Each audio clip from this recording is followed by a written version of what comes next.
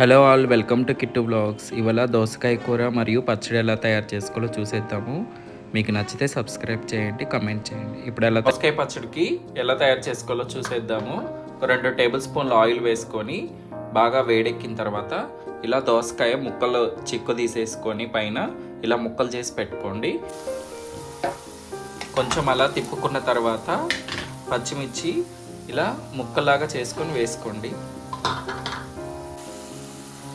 ఇలా పచ్చిమిర్చి వేసుకున్నాక కొంచెం చింతపండు వేసుకోండి. అలాగే కొంచెం పసుపు వేసుకోండి, ఒక చిటికెడు. అలాగే 4 వెల్లుల్లి కూడా వేసుకోండి. దాని తర్వాత కొంచెం ఒక టేబుల్ స్పూన్ సాల్ట్ వేసుకోండి. సాల్ట్ వేసుకొని అన్నీ ఒకసారి కలుపుకోవాలి.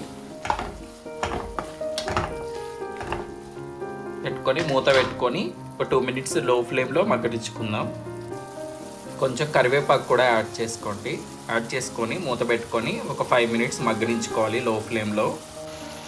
దోసకాయలు పచ్చిమిరపకాయలు బాగా మగ్గిపోయినాయండి. ఇప్పుడు స్టవ్ ఆఫ్ చేసుకొని పక్కన పెట్టుకోండి. చల్లారిన తర్వాత మిక్సీ జార్ వేసుకుందాము.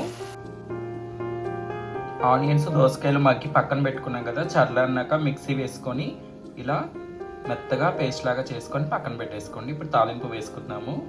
తాలింపు వేగిందండి. ఇందాక మిక్సీ జార్ వేసుకున్నందుకు దీంట్లో వేసేసుకున్నాము. ఉప్పు సరిపోకపోతే చూసి వేసుకోండి కొంచెం. అంతే, చాలా ఈజీ అండి. దోసకాయ పచ్చడి అయిపోయింది.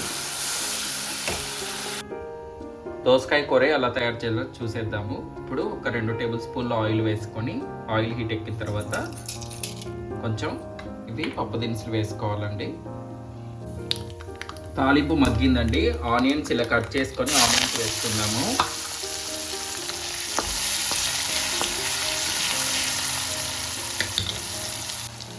ఆనియన్స్ వేసాక 1 మినిట్ ఆగి కరివేపాకు, పచ్చిమిర్చి, కొన్ని వెల్లుల్లి వేసేసుకుందాము.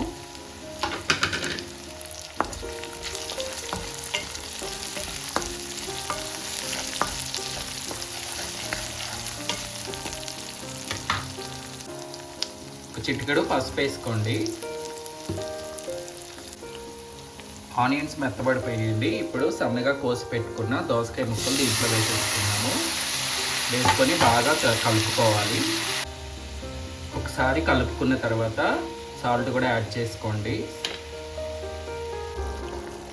ఇలా ఒక 2 మినిట్స్ ఆగిన తర్వాత నీళ్ళన్నీ ఇలా వస్తాయండి. ఈ నీళ్ళతోనే దోసకాయ అంతా బాగా మెత్తపడిపోయి ఉడికిపోతుంది. నీళ్ళు పోయాల్సిన అవసరం లేదు.